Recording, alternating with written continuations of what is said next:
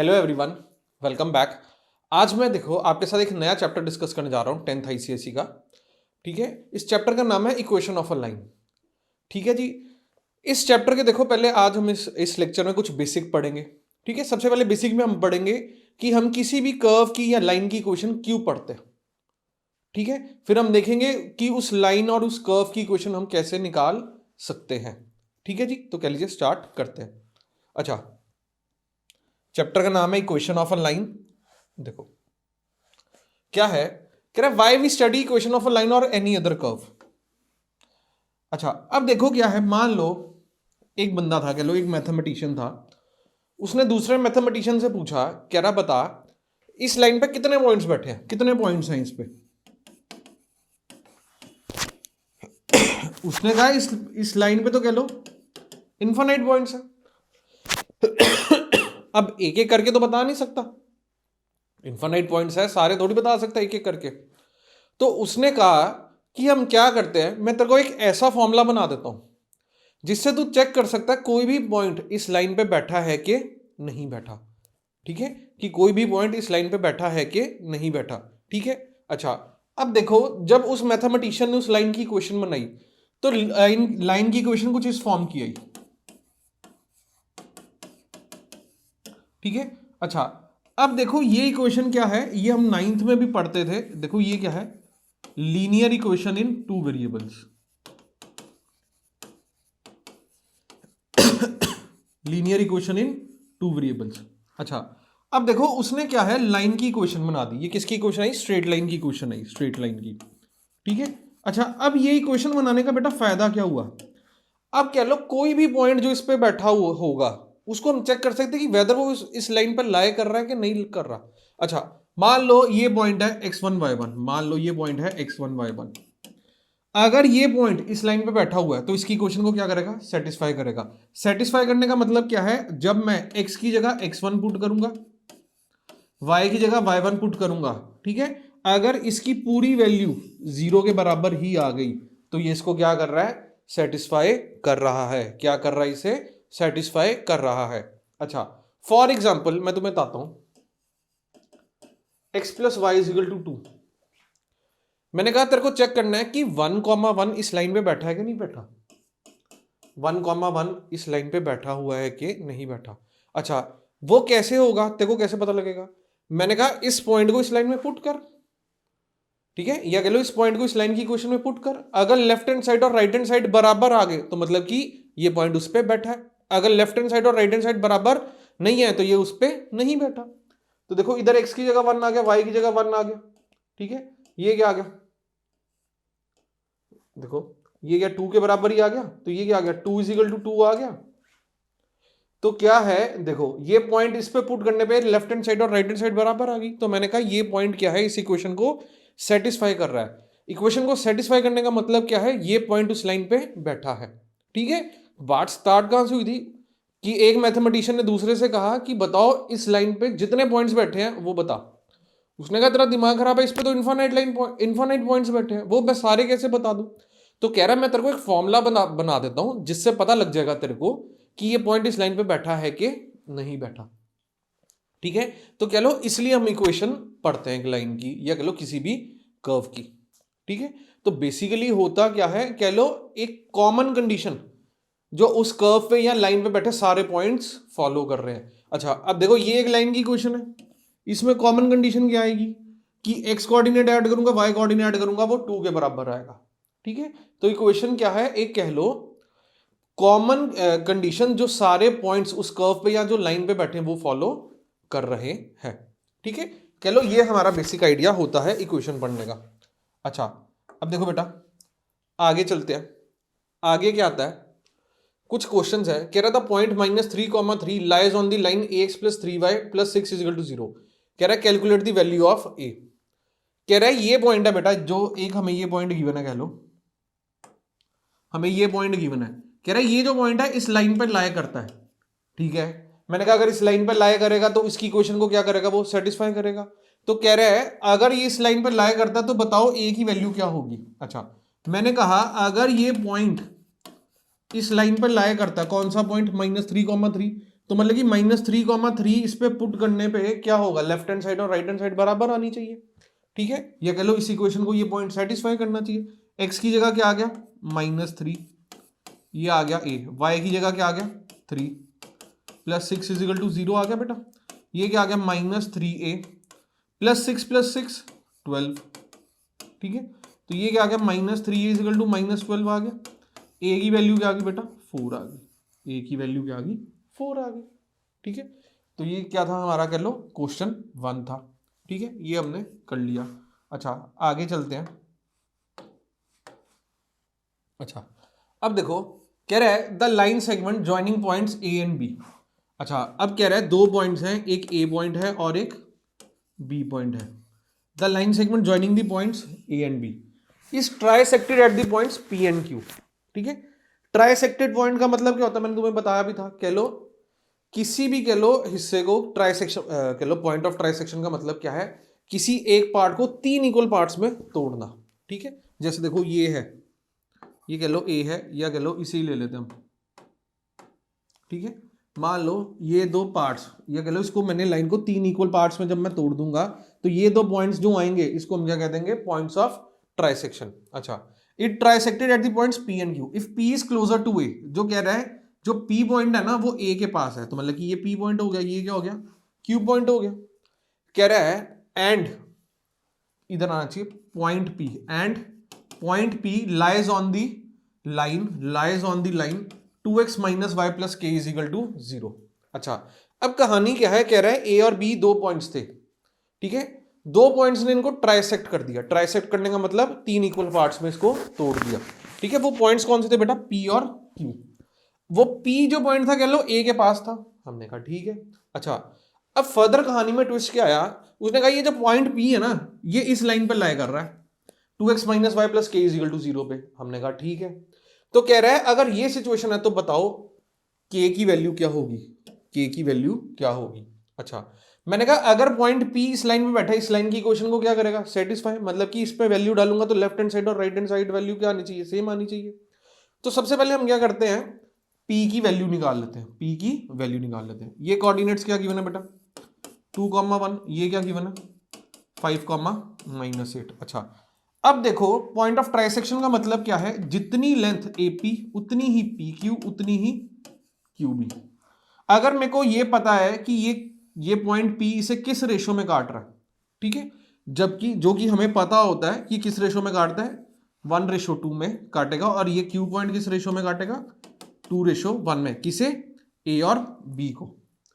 P काटेगा A और B को 1:2 में, और कह लो Q पॉइंट किस में काटेगा 2:1 में। अच्छा अब P के कोऑर्डिनेट्स निकालना कौन सी रॉकेट साइंस है, कोई दिक्कत वाली बात ही नहीं है, कह लो P के कोऑर्डिनेट्स निकालने के लिए। क्यों, कौन सा फॉर्मूला लग जाएगा हमारा, सेक्शन फॉर्मूला लग जाएगा। क्या आ जाएगा, सेक्शन फॉर्मूला। इधर देखो x कैसे आएगा, इसका x कोऑर्डिनेट कैसे आएगा, 1 को जब मैं 5 से मल्टीप्लाई करूंगा प्लस 2 को मैं जब इधर 2 से मल्टीप्लाई कर दूंगा, 2 × 2, ठीक है, डिवाइडेड क्या आ गया 1 + 2 आ गया। ये क्या आ गया 5 + 4/3, ये क्या आ गया 9/3, ये क्या आ गया 3 आ गया, ठीक है। सिमिलरली इसका y कोऑर्डिनेट निकालना कौन सी बड़ी बात है, y कोऑर्डिनेट कैसे आएगा, जब ये 1 किससे मल्टीप्लाई हो जाएगा -8 से,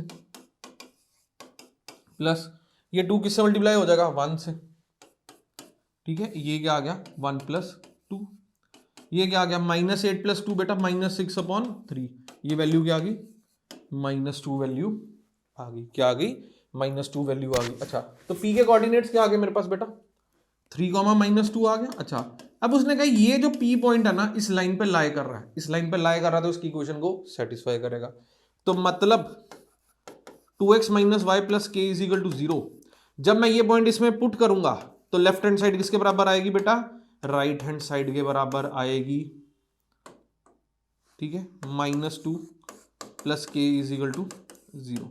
ये क्या आ गया 6 + 2 8 + k आ गया = 0 आ गया, k की वैल्यू आ गई बेटा -8, ठीक है। तो कह लो ये हमारा क्या था, सेकंड सम था, ठीक है, ये हमारा सेकंड सम था। चलो आगे चलते हैं थर्ड क्वेश्चन पे। ये भी हो गया, ये भी हो गया। थर्ड क्वेश्चन में कह रहा है the point P divides the join of 2,1 and -3,6।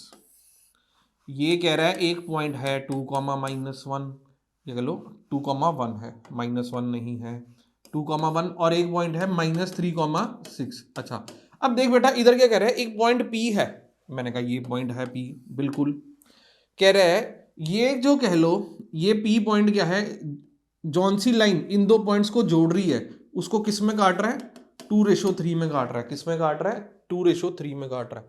ठीक है, अच्छा अब ये सिचुएशन है और क्या कह रहा है, चेक करो क्या P जो पॉइंट आया वो इस लाइन पे लाए करता है। तो हम क्या करेंगे, पहले P के कोऑर्डिनेट्स निकाल लेते हैं। जो P के कोऑर्डिनेट्स आए, अगर उसने इस इक्वेशन को सेटिस्फाई कर दिया, सेटिस्फाई करने का मतलब लेफ्ट हैंड साइड और राइट हैंड साइड बराबर आ गई तो उस पर लाए कर रहा है, नहीं आई तो नहीं कर रहा, इतनी सी बात है। अच्छा अब देखो इसके कह लो, इसके कोऑर्डिनेट्स मान लो x, y, वो कैसे निकालोगे x coordinate, section formula 2 × -3 plus 3 × 2 divided by 2 + 3, ये क्या आ गया बेटा -6 + 6/5, ये तो 0 ही आ गया। अच्छा अब y कोऑर्डिनेट देख बेटा कैसे आ जाएगा, 2 × 6 प्लस 3 × 1, ठीक है 3 × 1 डिवाइडेड बाय 2 + 3, ये क्या आ गया 12 + 3 15/5 आ गया बेटा, ये क्या आ गया 3 आ गया। ठीक है तो P के कोऑर्डिनेट्स क्या आ गए, P के कोऑर्डिनेट्स आ गए बेटा 0,3। अच्छा अब मैंने कहा इसमें पुट करके देख लेते हैं। देखो अब मैंने ये पॉइंट इस लाइन में पुट करके देखा, कौन सी लाइन में, x- इस इक्वेशन में कह लो, ठीक है x की वैल्यू 0, y की वैल्यू 3, -15 + 15 क्या आ गया 0 आ गया, ये कैंसिल आउट हो गया, ये क्या आ गया 0 = 0 आ गया। तो कह लो लेफ्ट हैंड साइड और राइट हैंड साइड बराबर आ गई, तो मतलब कि ये पॉइंट लाए कर रहा है। ठीक है तो P पॉइंट क्या है, इस लाइन पर लाए करता है। ठीक है तो कह लो ये हमारे कुछ क्वेश्चंस थे। ठीक है जी आगे चलते हैं। आगे कहता है इंक्लिनेशन ऑफ अ लाइन। ठीक है इसका मतलब क्या है, देखो अब देखो क्या है, हम कहां पे चल रहे हैं, हम पहले देख रहे हैं कि अगर एक पॉइंट लाइन पे लाए कर रहा है, ठीक है तो उसका मतलब क्या है कि वो उसकी इक्वेशन को सेटिस्फाई करेगा। ठीक है अभी तक हमने ये सीखा, अब हम आगे क्या करने जा रहे हैं, आगे हम करने जा रहे हैं बिल्डअप कर रहे हैं कि लाइन की इक्वेशन कैसे निकालेंगे, लाइन की इक्वेशन कैसे निकालेंगे। अगर कह लो लाइन की इक्वेशन हमें निकालनी है या कह लो पता करनी है, सबसे पहले हमें कह लो स्लोप पता होनी चाहिए। ठीक है स्लोप क्या होती है लाइन की, ठीक है और स्लोप से भी हमें पहले पता होना चाहिए inclination of a line. Inclination of a line इसका मतलब क्या है, मान लो एक लाइन है ऐसे, ठीक है इंक्लिनेशन मतलब ये एंगल कह लो थीटा, ये कह लो ये एंगल कह लो थीटा, कह लो अल्फा कह लो, इसे थीटा कह लो। ठीक है इंक्लिनेशन का मतलब जो एंगल कह लो या ऐसे कह लो, जो एंगल लाइन जो है हमारी पॉजिटिव एक्स एक्सिस के साथ बना रही है, किसके साथ बना रही है, पॉजिटिव एक्स एक्सिस के साथ। ठीक है इसे हम कहते हैं इंक्लिनेशन ऑफ अ लाइन। ठीक है और कह लो इसको मेजर कैसे करना है, एंटी क्लॉकवाइज मेजर करना है, एंटी क्लॉकवाइज। क्यों, अगर क्लॉकवाइज मेजर कर दिया, क्लॉकवाइज एंगल मेजर कर दिया, देख तब हमें एंगल नेगेटिव लेना पड़ जाता है। अगर हम एंटी क्लॉकवाइज करेंगे तो एंगल पॉजिटिव लेंगे। ठीक है तो हमने क्या करना है, एंटी क्लॉकवाइज करना है। एंटी क्लॉकवाइज मतलब घड़ी की उल्टी दिशा में। मान ले ये 1 है, ये 2 है, ये 3 है, ये 4 है, ये 5 है। ठीक है घड़ी कैसे चलती है, ऐसे चलती है, इसे हम कहते हैं क्लॉकवाइज डायरेक्शन। अच्छा अब दूसरी डायरेक्शन देख, अगर मैं कह लो इस अकॉर्डिंग कह लो चलूं तो इसको हम कह देते हैं anti clockwise, anti clockwise direction. क्यों, अब देखो मेरे को एंगल निकालना था पॉजिटिव एक्स एक्सिस के साथ, मैं देखो ऐसे ही चलना पड़ेगा, ये क्या आ गया कह लो एंटी क्लॉकवाइज चला। अच्छा अब मैं एंगल ऐसे भी तो मेजर कर सकता था, लेकिन ऐसे नहीं करना, हमें एंगल मेजर करना है एंटी क्लॉकवाइज। ये तो मैंने कैसे कर दिया, क्लॉकवाइज मेजर कर दिया। तो रूल क्या है, तेरे को एंगल मेजर करना है पॉजिटिव एक्स एक्सिस के साथ और किस दिशा में, एंटी क्लॉकवाइज डायरेक्शन में। ठीक है ये जो एंगल आएगा, ठीक है ये जो आएगा this is the inclination of a line, मतलब कि जो एंगल पॉजिटिव एक्स एक्सिस के साथ या कह लो जो angle line positive x axis के साथ बना रही है, ये हमारा हो जाएगा इंक्लिनेशन ऑफ अ लाइन। ठीक है जी, पहले ये बात समझ आती है। इसमें ये चीज बहुत जरूरी है, एंटी क्लॉकवाइज डायरेक्शन में मेजर करना है एंड पॉजिटिव एक्स एक्सिस के साथ। ठीक है, जो बच्चे कह लो आगे 11वीं में कह लो नॉन मेडिकल लेंगे या मैथ्स पढ़ेंगे, ये कह लो चैप्टर तब भी आएगा। ठीक है, और ये अगर तुम्हें कंसेप्ट आते होंगे उस समय तुम्हें कह लो दिक्कत इतनी नहीं होगी, चीजें बहुत आसान लगेंगी। बेसिक पकड़ के चलो बस। अगर बेसिक हम कर रहे हैं अच्छे से तो कह लो कोई भी चैप्टर मुश्किल नहीं है। ठीक है, अच्छा अब आगे चलते हैं। अच्छा अब देखो क्या है स्लोप ऑफ अ लाइन। ठीक है, अच्छा देखो क्या है, मेरी बात समझना। ठीक है, ये कह लो ये एंगल थीटा है, ये कह लो थीटा या इजिकल टू कह लो इंक्लिनेशन ऑफ अ लाइन। ठीक है जी, अच्छा अब देखो क्या है इंक्लिनेशन ऑफ अ लाइन, ये हो गया। अच्छा अब कह लो स्लोप क्या होता है। सबसे पहले देखो हम लाइन की स्लोप को, slope of a line is usually, अक्सर is represented by M, is represented by M.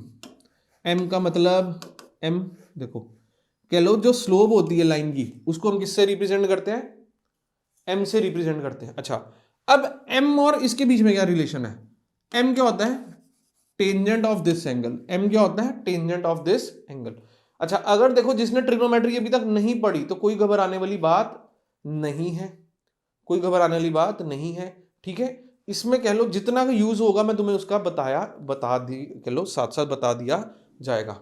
ठीक है, अच्छा अब देखो एम क्या होता है, कह लो अगर इस एंगल का मैं टेंजेंट निकालूंगा ना, tangent of this angle is equal to slope of this line. अच्छा थोड़ी सी और चीज देखो, कहानी क्या पता होनी चाहिए। ये देख, ये राइट एंगल ट्राइंगल है, ये ए है, ये बी है, ये सी है। मान ले ये एंगल है अल्फा, मान ले। ठीक है, क्या होता है ये एंगल क्या है अगर मान ले अल्फा। ठीक है, अच्छा एक चीज ये समझ, थोड़ा सा ओवरव्यू देता हूं मैं ये ट्रिग्नोमेट्रिक रेशियोज का। ठीक है, ट्रिग्नोमेट्रिक रेशियोज क्या होती है थोड़ा सा कह लो तुम्हें पता होना चाहिए कि हमें क्या बताती हैं। कह रहे जैसे जैसे एंगल बदल रहा है, जैसे जैसे एंगल बदल रहा है वैसे वैसे कह लो जो हमारी साइड्स की रेशो जो है, ये कह लो राइट एंगल ट्राइंगल की साइड्स की जो रेशो है, ये कह लो ट्राइंगल की साइड्स की जो रेशो है, उनमें क्या चेंज आता है, उनमें क्या चेंज आता है। ठीक है, या कह लो उसमें क्या चेंज आता है। अब एक चीज ये समझो, जॉन जिस एंगल को पढ़ रहे हो उसके सामने वाली साइड को परपेंडिकुलर मान रहे हैं। ठीक है, जिस एंगल को पढ़ रहे हैं उसके सामने वाली साइड को परपेंडिकुलर और इसे बेस। ठीक है, ऑब्वियसली अगर ये परपेंडिकुलर है ये बेस हो जाएगा, हाइपोटेन्यूज तो यही रहेगा। ठीक है, तो tan अल्फा क्या होता है, टेंजेंट क्या होता है परपेंडिकुलर अपॉन बेस की रेशो होती है। होता क्या है अलग अलग एंगल के लिए क्या है, ये कह लो रेशोज जो होती है ट्राइंगल की साइड्स की वो वेरी करती रहती हैं। ठीक है, क्या करती रहती हैं, वेरी करती रहती हैं। ठीक है, जो परपेंडिकुलर और बेस की रेशो होती है इस एंगल के लिए उसको हम क्या कह देते हैं, टेंजेंट कह देते हैं। क्या कह देते हैं, टेंजेंट कह देते हैं। और ये इसको ऐसे नहीं देखना tan इंटू अल्फा, ये गलत चीज है, ये अलग अलग नहीं है, ये एक ही चीज है, tan अल्फा है। ये क्या बता रहा है, ये कह लो रेशो बता रहा है किसकी, परपेंडिकुलर और बेस की, किस एंगल के लिए, ये अल्फा एंगल के लिए। ठीक है, इस अल्फा एंगल के लिए। ठीक है, तो कह लो हमारा क्या होता है tan थीटा, कह लो स्लोप क्या होती है हमारी tan थीटा के बराबर होती है। tan थीटा मतलब इधर थीटा मतलब ये कह लो इंक्लिनेशन ऑफ अ लाइन। ठीक है, ये लाइन जो पॉजिटिव एक्स एक्सिस के साथ एंगल बना रही है, अगर उसका मैं tan निकाल दूंगा या कह लो टेंजेंट निकाल दूंगा तो वो मेरे को क्या दे देगा, लाइन की स्लोप दे देगा। ठीक है, अच्छा इसी चीज में देखो एक चीज में और बताते हैं, देखो ठीक है, ये अगर थीटा है तो स्लोप क्या आ गई tan थीटा। ठीक है, स्लोप निकालने के दो कह लो दो तरीके होते हैं। ठीक है, दो मेथड्स। ठीक है, there are two methods to find the slope of a line, to find the slope of a line. अच्छा ठीक है, पहला मेथड होता है इंक्लिनेशन मेथड। क्या होता है, इंक्लिनेशन मेथड। मेरे को जब लाइन की इंक्लिनेशन पता है, ठीक है, इंक्लिनेशन पता तो बेटा क्या करना है, टेंजेंट थीटा निकाल दे, टेंजेंट थीटा निकाल देगा तो स्लोप आ जाएगी। दूसरा मेथड होता है पॉइंट्स फॉर्मूला, या कह लो पॉइंट्स मेथड, ठीक है। अच्छा, अब दूसरा कैसे पढ़ना है, देख मान ले इस लाइन पे 2 पॉइंट्स बैठे हैं, इस लाइन पे 2 पॉइंट्स बैठे हैं, ध्यान से समझियो। ये पॉइंट है x1 y1, ये पॉइंट है x2 y2, 2 पॉइंट्स बैठे हैं। अच्छा, अब देख बच्चे को पता है, ठीक है, जिसको नहीं पता वो समझ ले। एक पॉइंट के x कोऑर्डिनेट का क्या मतलब है, एक पॉइंट के x कोऑर्डिनेट का मतलब होता है इसकी दूरी y एक्सिस से। एक पॉइंट के y कोऑर्डिनेट का क्या मतलब है, इसकी दूरी x एक्सिस से, इसकी दूरी x एक्सिस से। अच्छा, अब मेरी बेटा बात समझ। अच्छा, इधर देख, अगर मैं बात करूं ये डिस्टेंस की, ये डिस्टेंस क्या होगा, ये पूरा डिस्टेंस होगा x2 होगा, मतलब कि विड्थ की बात हो रही है x2 ही होगा, ठीक है ना। अच्छा, अगर मैं कह ले ये डिस्टेंस की बात करूं, इसको कह ले नाम भी दे दे, ये a दे दे, ये b दे दे, ये c दे दे, ये d दे दे, ठीक है। अच्छा, अगर मैं db की बात करूं, वो क्या है, x2 के बराबर ही होगा, मतलब कि क्या, मतलब कि दूरी कह लो इस पॉइंट की जो दूरी y एक्सिस से होगी, y एक्सिस से होगी उसके बराबर ही होगा, x2 के बराबर ही होगा। अच्छा, अब सिमिलरली देख AD क्या होगा, जो इस पॉइंट की दूरी होगी y एक्सिस से, वो क्या आएगा, x1 आएगा। अच्छा, अब तू ध्यान से देख, AB को मैं लिख सकता हूं x2 माइनस x1, AB को लिख सकता हूं x2 माइनस x1, ठीक है। अच्छा, अब ये जो लाइंस है ना, ये इसके परपेंडिकुलर, ये इसके परपेंडिकुलर, ये समझ, ठीक है। अभी सिमिलरली देख, ये आ गया, कह ले बी पॉइंट आ गया। इधर देखो बेटा, इधर मैं ले लेता हूं ये ए बी सी आ गया, ये डी आ गया, ये ई आ गया, ठीक है। सीई देख क्या होगा, सीई क्या है, इस पॉइंट की दूरी एक्स एक्सिस से, वो क्या होगा, वाई कोऑर्डिनेट ही होगा, वाई कोऑर्डिनेट ही होगा। अच्छा, अब देख एफ क्या होगा, देख एफ ध्यान से देखियो, मैंने कहा इस पॉइंट की दूरी जो एक्स एक्सिस होगी, ये क्या हो गया, y1 के बराबर ही होगा। अब मैं अगर सिमेट्री से देखूं, AF और BE तो बराबर है, ठीक है, तो कह ले CE y2 है, BE क्या है, y1 आ गई। तो मैं CB की बात करूं तो बेटा क्या आ जाएगा, y2 माइनस y1 आ जाएगा, y2 माइनस y1 आ जाएगा। अच्छा, अब देख ये लाइन जो है ना, ये पैरेलल टू एक्स एक्सिस है, ठीक है। अगर ये एंगल थीटा है तो ये भी एंगल थीटा हो जाएगा, ये भी एंगल क्या हो जाएगा, थीटा हो जाएगा। क्यों बताओ, कॉरस्पॉन्डिंग एंगल्स, किसकी वजह से, कॉरस्पॉन्डिंग एंगल से, क्योंकि ये लाइन और ये लाइन पैरेलल, ये किसका काम कर रही है, ये ट्रांसवर्सल का रोल प्ले कर रही है बेटा, ये किसका रोल प्ले कर रही है, ट्रांसवर्सल का। अच्छा, अब देख बेटा बात सुन, ये देख इसकी लेंथ आई y2 माइनस y1, AB की लेंथ आई x2 माइनस x1। अब बेटा मेरी बात समझ, मैंने कहा ये थीटा है। अच्छा, अब टेंजेंट थीटा क्या होता है, टेंजेंट थीटा क्या होता है बेटा, परपेंडिकुलर और बेस की रेशो होती है, परपेंडिकुलर और बेस की रेशो होती है। देख इसके सामने वाली साइड जो होगी वो परपेंडिकुलर लूंगा, उसकी लेंथ क्या आ रही है बेटा, y2 माइनस y1, ठीक है। बेस की क्या आ रही है बेटा, x2 माइनस x1, ठीक है। तो कहले होता क्या है, अगर मेरे को 2 पॉइंट्स पता है जो एक लाइन पे बैठे हैं, मेरी बात सुन दोबारा, अगर मेरे को 2 पॉइंट्स पता है जो एक लाइन पे बैठे हैं, तो उस केस में स्लोप कैसे आएगी, ठीक है, y2 minus y1 upon x2 minus x1 करके आएगी, ठीक है। अगर देखो लाइन की इंक्लिनेशन पता है, इंक्लिनेशन मतलब कि वो पॉजिटिव एक्स एक्सिस के साथ कितना एंगल निकाल रही है, तो वो स्लोप कैसे आ जाएगी, उस एंगल का टेंजेंट निकाल दे, उस एंगल का टेंजेंट निकाल ले, ठीक है। तो 2 तरीके, क्यों कह लो, कौन से 2 तरीके हैं कह लो स्लोप निकालने के, एक तरीका है कह लो ये इंक्लिनेशन मेथड, और दूसरा है पॉइंट्स मेथड। अगर देखो 2 पॉइंट्स पता है जो उस लाइन पे बैठे हैं, तो वो y2 minus y1 divided by x2 minus x1। अच्छा, अब देख क्या है, हम स्लोप पढ़ते क्यों हैं, स्लोप ऑफ लाइन क्यों पढ़ते हैं। अब मेरी बात समझ, अगर मेरे को लाइन की इक्वेशन निकालनी है, तो मेरे को असलियत में मैं कर क्या रहा हूं, मैं वो कंडीशन ढूंढ रहा हूं जो उस लाइन पे बैठे सभी पॉइंट्स फॉलो कर रहे होंगे।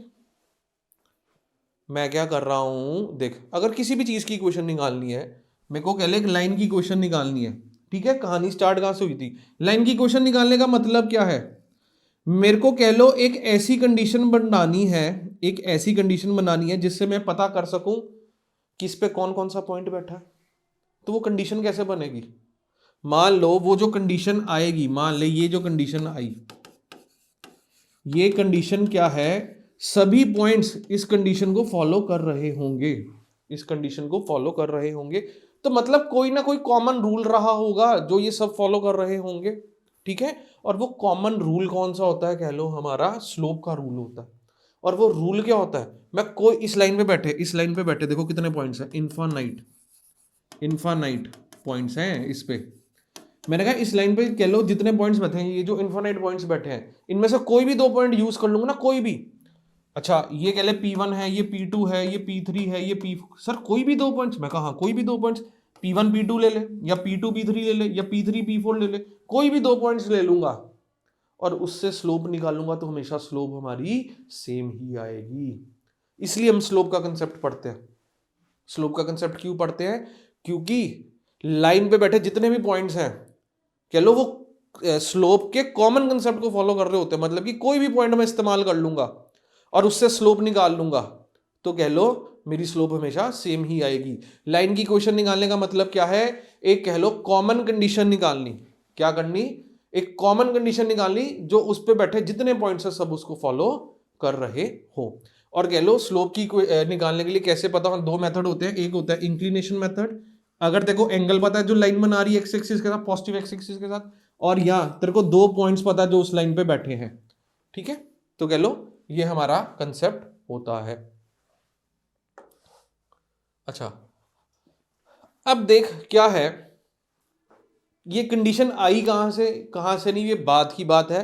सबसे पहले देख क्या है इसमें, देख ठीक है, मैं कह रहा हूं relation between slopes of two lines under different conditions, ठीक है। इसमें सबसे पहली कंडीशन आएगी if two lines are parallel, if two lines are parallel मतलब दो लाइंस ऐसे हैं, ठीक है।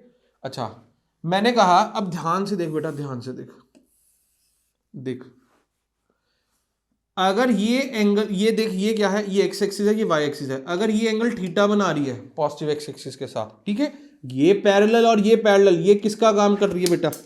ये काम कर रही है, ये काम कर रही है बेटा ट्रांसवर्सल का, ठीक है। अच्छा तो ये थीटा तो ये भी थीटा, कॉरस्पॉन्डिंग एंगल। अच्छा तो कह ले अगर इसकी स्लोप m1 है और इसकी स्लोप m2 है, इसकी स्लोप क्या आ जाएगी? मेरे को इंक्लिनेशन पता है, ये क्या आ जाएगा? Tangent of this angle. m2 क्या आ जाएगी? Tangent of this angle. अरे भाई ये तो सेम ही आ गई बात, ये तो बात सेम ही आ गई। अगर दो लाइंस पैरेलल हैं तो उनकी स्लोप सेम होती है। दो लाइंस अगर पैरेलल हैं उनकी स्लोप सेम होती है। If two lines are parallel then their slopes are equal. बहुत काम की बात। अच्छा अब दूसरी कंडीशन क्या आती है? If two lines are perpendicular, if two lines are perpendicular. अच्छा मैंने कहा दो लाइंस क्या है? परपेंडिकुलर है एक दूसरे के। मान ले अगर ये है ऐसे है, कल इसकी स्लोप m1 है, इसकी स्लोप m2 है, ठीक है। अच्छा मैंने कहा ये दोनों लाइंस क्या है? परपेंडिकुलर है। तेरे को अभी बस याद रखना है कि रिलेशन क्या होता है, ये कहां से है कहां से नहीं, तुम्हें टेंशन लेने की जरूरत अभी नहीं है, ठीक है। इन दोनों स्लोप्स का प्रोडक्ट जो है, अगर इन दोनों को मैं मल्टीप्लाई कर दूंगा ना, ये -1 के बराबर आता है, ये -1 के बराबर आता है। तो ये दो कंडीशंस तुम्हें याद होनी चाहिए। अगर पैरेलल है तो स्लोप इक्वल है, अगर परपेंडिकुलर है दोनों की स्लोप का प्रोडक्ट -1 के बराबर आएगा, ठीक है। ये दो हमारी कंडीशंस होती हैं। अच्छा ठीक है, अच्छा थैंक यू आ गया, ठीक है। तो देखो बेटा आज हम यहां तक ही पढ़ रहे हैं, ठीक है। आई होप तुम्हें कंसेप्ट समझ आया होगा, ठीक है। इसमें कह लो बेसिक बेसिक कंसेप्ट सारे कवर अप किए मैंने, जितने भी कंसेप्ट कह लो हमारे रिलेटेड हैं इससे, कह लो बेसिक कंसेप्ट जो है लाइन के वो मैंने सारे डिस्कस किए हैं, ठीक है। तो कह लो फिर क्या है, इसको पढ़ो, फिर हम नेक्स्ट लेक्चर में तुम्हें दोबारा आगे चलेंगे, ठीक है जी। चलो थैंक यू।